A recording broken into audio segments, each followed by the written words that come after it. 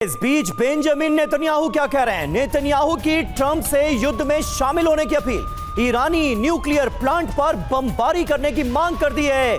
Benjamin Netanyahu ने America से Donald Trump से फोर्डो न्यूक्लियर प्लांट पर बमबारी की अपील कर रहे हैं नेतन्याहू। अमेरिकी मदद के बिना दरअसल फोर्डो न्यूक्लियर प्लांट की बर्बादी मुमकिन नहीं है और ऐसे में इजरायल को चाहिए अमेरिका का सहयोग। मदद की अपील कर रहा है इजरायल। किससे?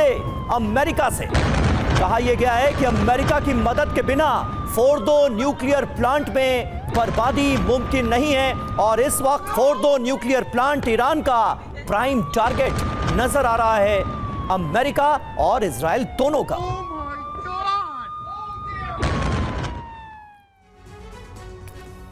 और आइए आपको बताते हैं फोर्डो न्यूक्लियर प्लांट साइट तबाह करने के लिए इजरायल को अमेरिकी मदद की जरूरत आखिर क्यों है।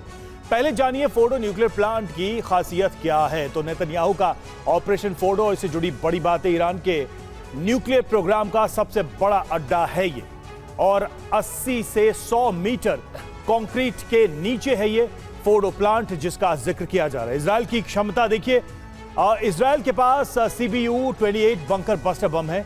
6 मीटर गहराई तक ही कंक्रीट को ये भेद सकते हैं। अमेरिकी मदद क्यों चाहिए इजरायल को? तो GBU-57 बंकर बस्टर बम से ही फोर्डो की बर्बादी संभव है। सिर्फ अमेरिका के पास है GBU-57 बंकर बस्टर बम। अमेरिकी B-2 बॉम्बर से ही GBU-57 बम गिराना संभव है। ऐसे में अमेरिका से मदद की गुहार लगाते हुए नेतन्याहू नजर आ रहे हैं इस मामले में। और अमेरिका का ब्रह्मास्त्र GBU-57 बम, क्या खास बातें हैं इसकी? तो लंबाई देखिए इसकी 6 मीटर से ज्यादा है। वजन की बात करें तो 14,000 किलोग्राम इसका वजन है। वॉरहेड 2400 किलोग्राम वॉरहेड ये कैरी कर सकता है। क्षमता 60 से 100 मीटर तक कंक्रीट भेद सकता है। ये खासियत है कि सिर्फ B-2 स्टेल्थ बॉम्बर से ही इसे ड्रॉप किया जा सकता है।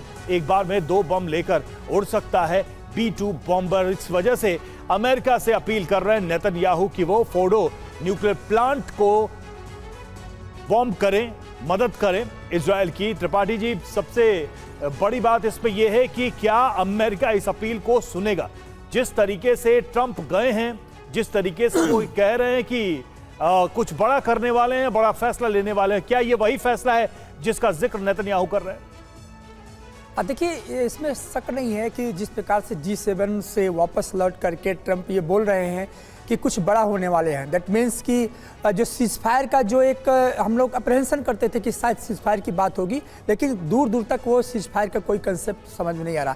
अब सवाल इस बात का है कि उधर ईरान ने ये तय कर लिया है कि मुझे इजराइल की अस्मिता को ख़त्म करना है।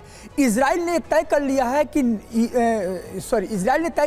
ईरान का जो सबसे इम्पोर्टेंट जो मूवमेंट है, जिस मूवमेंट की वजह से न्यूक्लियर जो उसकी अपना प्रोग्राम है, न्यूक्लियर इन्वेस्टमेंट प्रोग्राम है, उसको ख़त्म करना चाहता है इजराइल।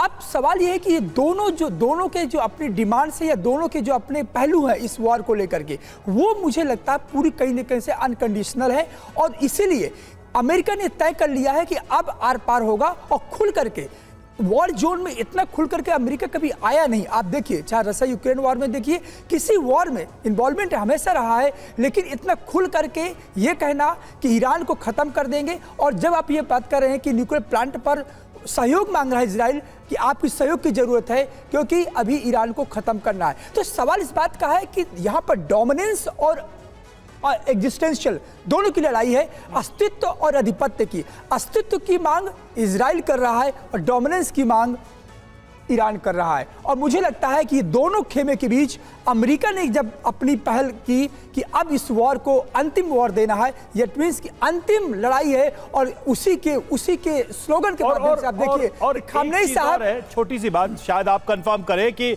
शायद ट्रंप जानते हैं कि अब वॉर को लंबा खींचना गलती होगी जो यूक्रेन में हो चुका है।